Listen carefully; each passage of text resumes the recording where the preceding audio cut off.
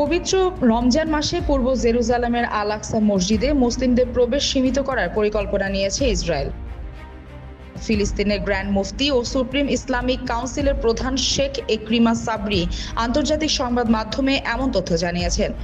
Anadolu এজেন্সিকে দেওয়া এক সাক্ষাৎকারে শেখ একরিমা বলেন, গত কয়েকদিনে বেশ কয়েক ডজন মুসলিম তরুণকে আল আকসায় প্রবেশে বাধা দেওয়া হয়েছে এবং ইসরায়েলের পুলিশ সূত্রে জানা গেছে রমজান মাসে এই বিধিনিষেধ আরও কঠোর করা হবে। ইসলাম ধর্মের পবিত্র মাস রমজান। মুসলিমরা হযরত মুহাম্মদ সাল্লাল্লাহু আলাইহি সাল্লামের আদর্শ অনুসরণ করে রমজান মাসকে স্বাগত জানায়।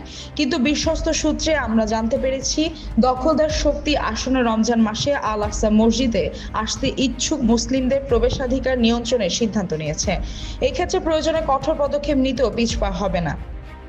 দৈনিক হারেজ জানিয়েছে, রমজানে আল আকসা মসজিদে মুসলিমদের প্রবেশাধিকার সীমিত করার পরিকল্পনা চূড়ান্ত পর্যায়ে আছে। গত জানুয়ারির প্রথম সপ্তাহে মেজর জেনারেল আফশালোম পেলেজ ইসরায়েলি পুলিশের অবরুদ্ধ পূর্ব জেরুজালেম শাখার শীর্ষ কমান্ডারের পদে আসার পর থেকেই এই পরিকল্পনা নিয়েছিলেন সার্বভৌম এই ভূখণ্ডটির জাতীয় নিরাপত্তা বিষয়ক মন্ত্রী ইতামার বেন গিভির।